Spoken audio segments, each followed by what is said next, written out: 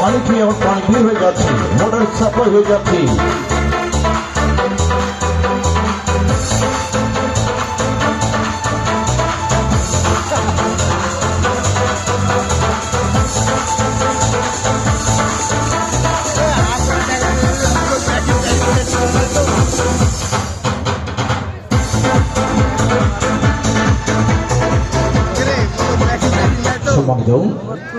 মহোদয়গণ দেখলেন খেলোয়াড় পানি খেয়ে পানি বীর করে দেখালেন। এখন জীবিত সিং মাছ একটি একটি